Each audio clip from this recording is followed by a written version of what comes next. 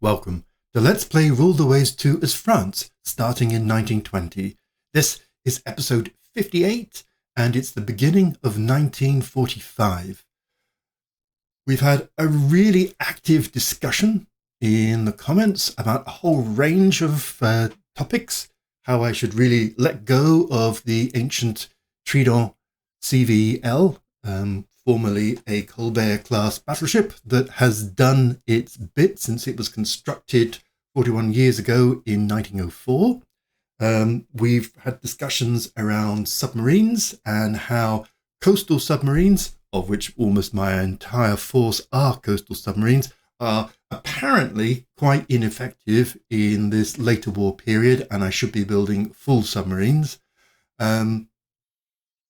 A discussion around shipyards, how I could have opted to build shipyards up to about 45,000 tons. It would have only have cost about 17,000, but it would take 7 years, which would take me to 1952, and I very much doubt I'll be building battleships in 1952. It has made me think that, if you're playing Britain or America, it's a no-brainer. Just go forth and modernize your shipyards up to a big, crazy amount you want.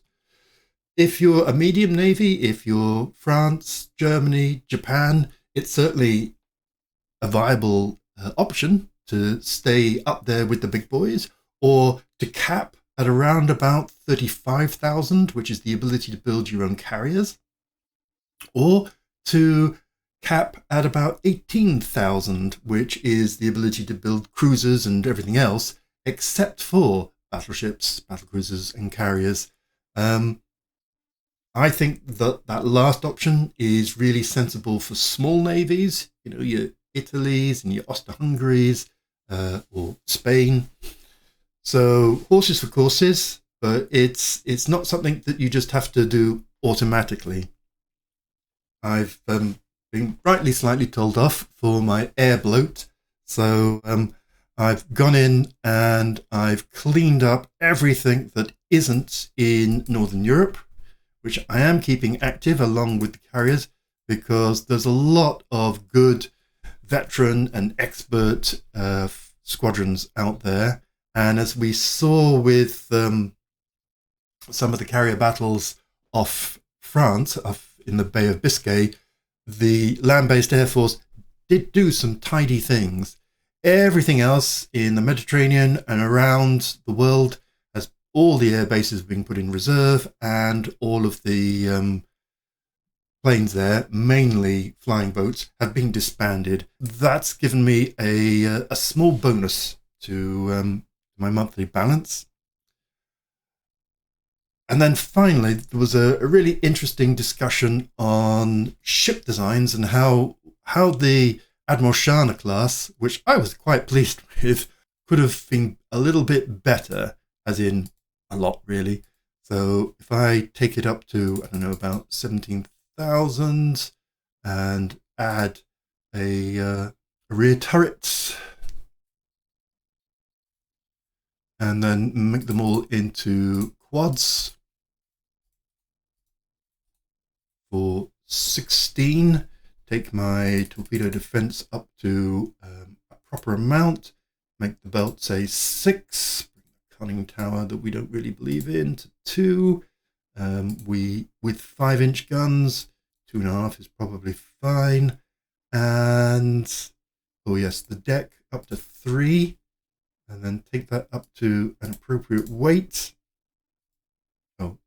Magazine box, inclined armor, unit machinery, before I forget.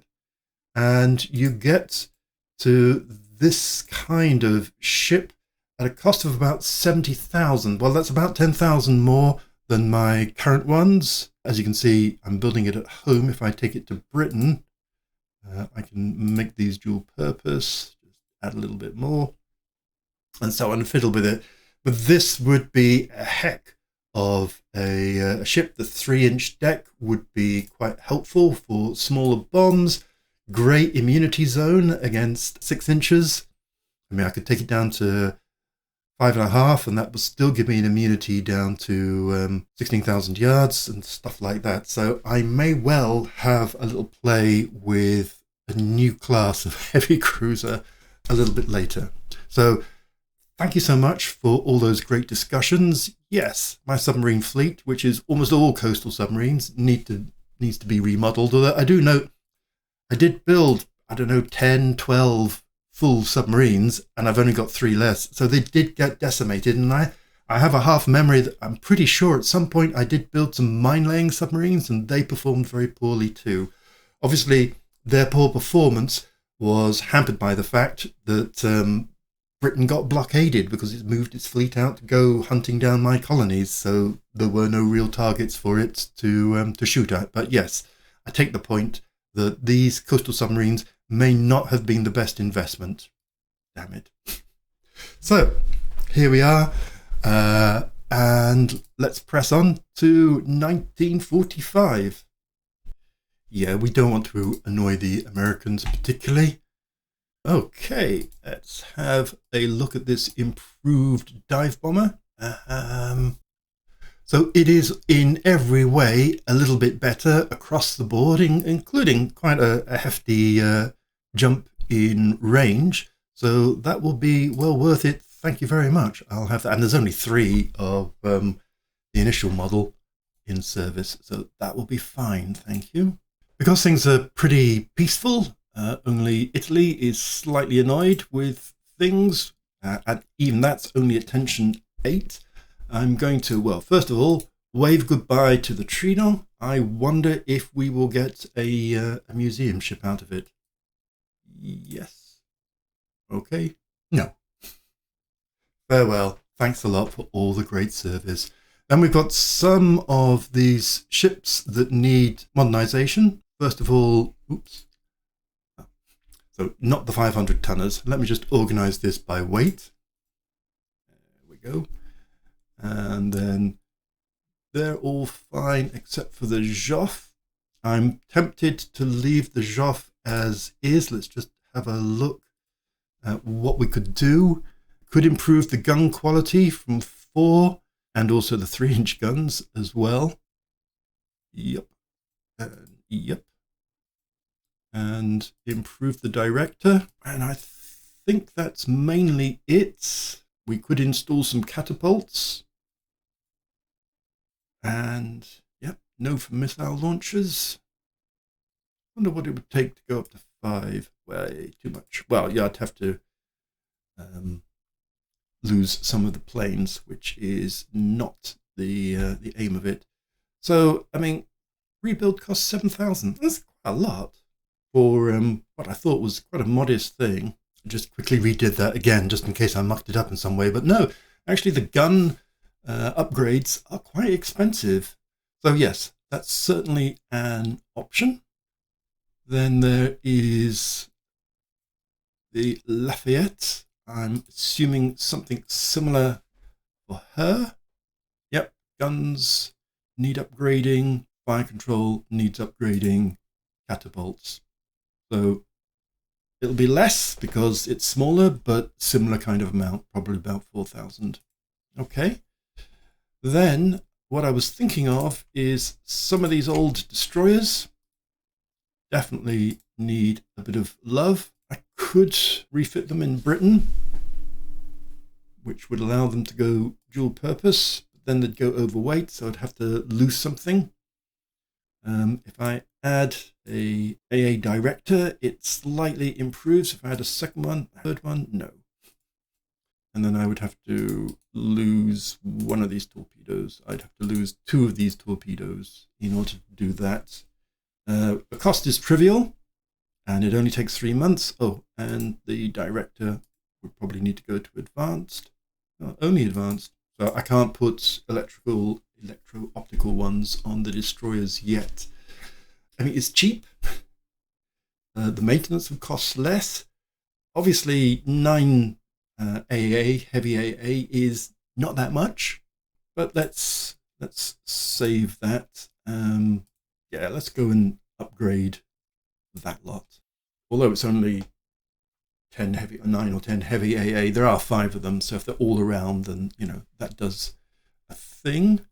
Then if we go down for the rest of the force, We can ignore these at the bottom because they're never going to get upgraded. So that actually takes care of everything. It's only the 2 carriers that need upgrading, and I'll wait a little while before I do that.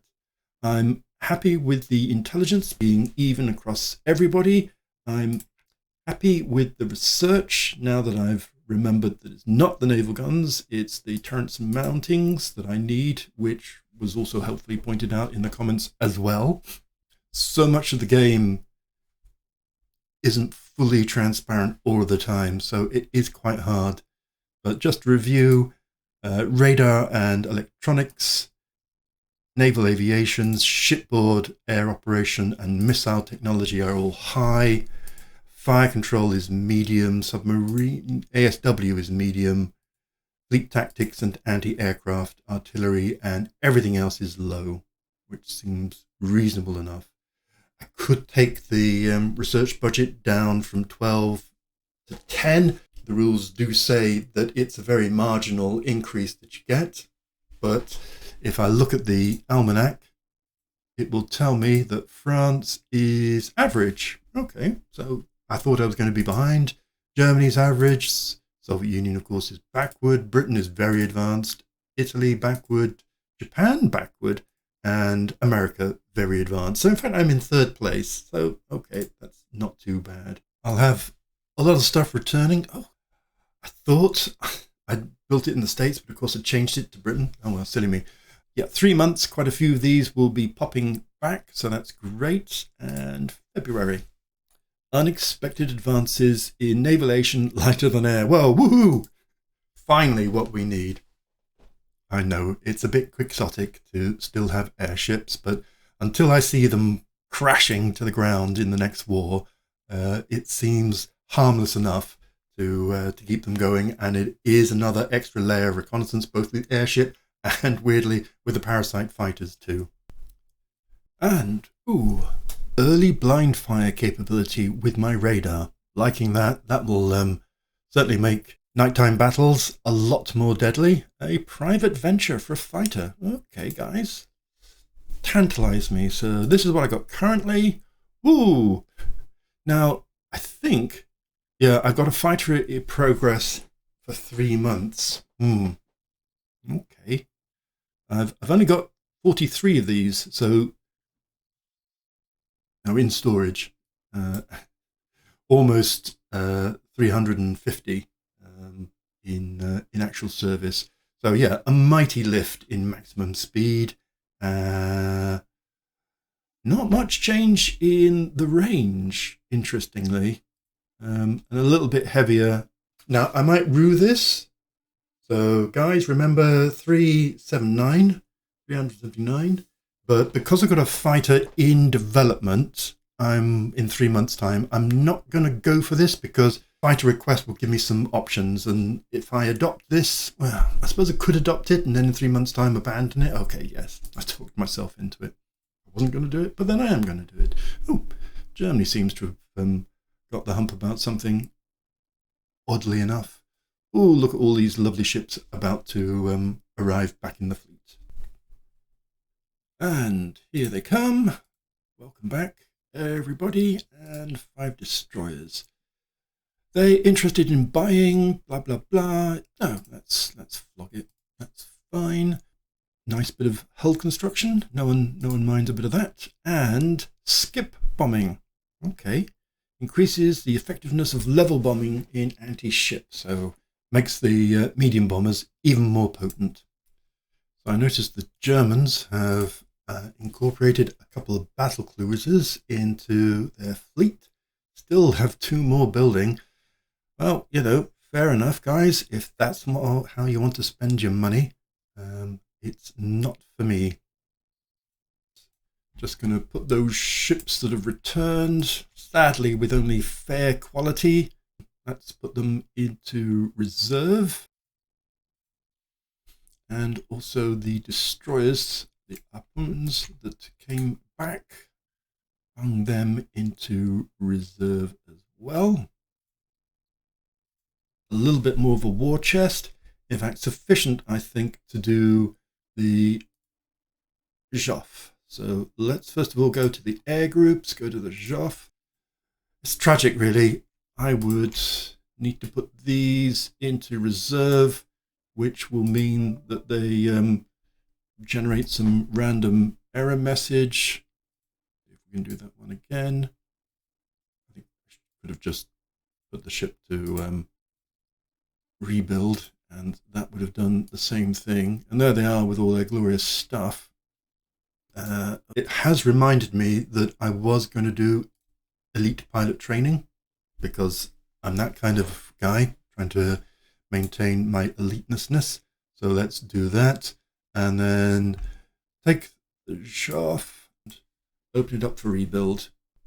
So as before, I've put a couple of catapults on, I've adjusted the anti-aircraft to max it, I've upgraded the gun quality to 1 for both the primary and secondaries, giving it 47 AA factors, and I've improved the fire control.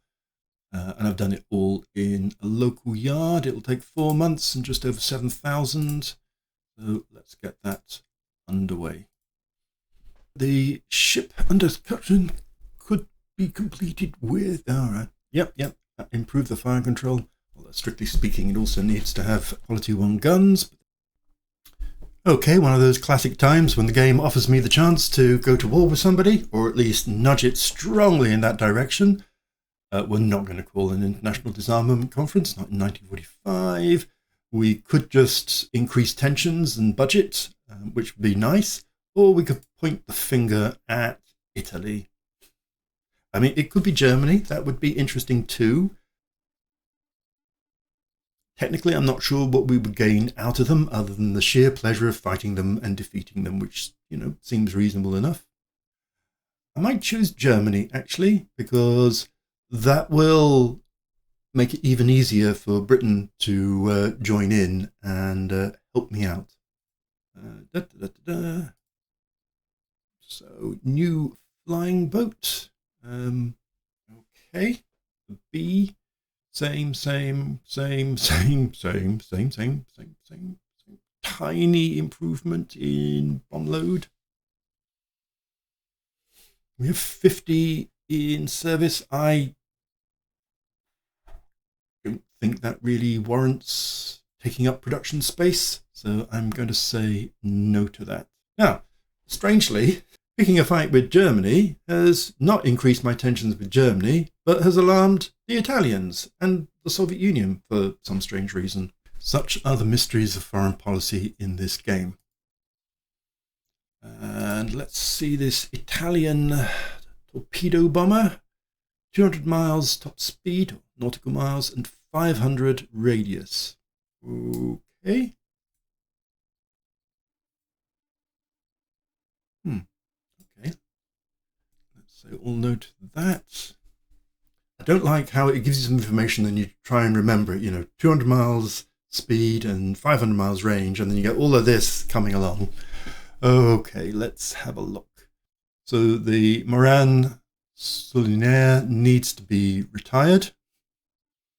And these are my options. So the Farman that we accepted a few months back is similar in performance, but not quite as good. I hope that I can retire that, and instead we'll take the Potez. So let's go look at aircraft types. There's the Potez. There's the Farman. Let's obsolete that. Yeah, well, obviously we'll wait until the Potez has finished. And let's have a look at torpedo bombers. Ours is this one. So it's faster, but the range isn't as good. Cancel that and then go back into CRs in the round.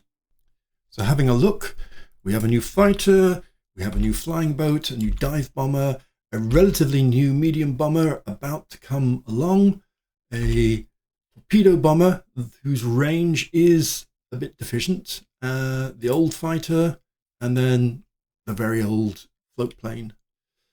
So I'm going to ask for a new torpedo bomber.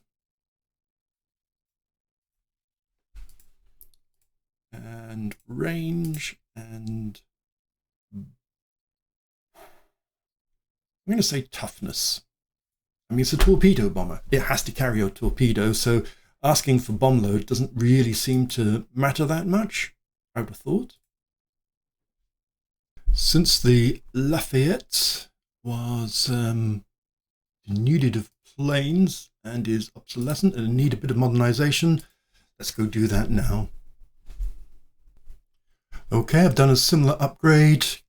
Improved gun quality, improved fire control, improved gun quality, improved or extra light AA up to the max, and some catapults. The rate of fire is a mod here. I'm not sure why, but so be it. And let's go rebuild that too. And so into July. Another delayed heavy cruiser. Some more blueprints. German aircraft carrier, 45,000 tons, 89 aircraft, 7.5-inch belt. I mean, you know, that's a fair old chunk of belt. I'm not sure why. 3.5-inch deck, well, fair enough. Very light on the turrets, 1 inch. I mean, why bother? So yeah, not a breathtaking design. And a new armor development, which is lovely. That's great. And that seems a fair point to leave this episode. First of my Admiral Shanas is about to enter service, soon followed by its sister ship. The upgraded Joff will be joining us soon as well, and the Lafayette will only be a few months from then, giving us some space to do something else. And I think the something else is to tick off some of the other stuff on my list, which, as you may recall, is more carriers, more light carriers, more heavy cruisers. Well, we'd sort of address that. Yes, we certainly could have more, especially that 16 10-inch gun design. Really like that. Although probably in a few years' time, we'll be replacing some of those 10-inch mountings with SAM missiles. More light cruisers and more fleet destroyers, and possibly some submarines. I think the fleet destroyer feels like the most likely contender, but I'll put a poll into my new community tab so that you can vote on what you would like to see me design next in the next episode. I'm going to enjoy this poll business. This is going to be good fun. In the meantime, thank you so much for watching. Stay safe, and I hope to see you next time.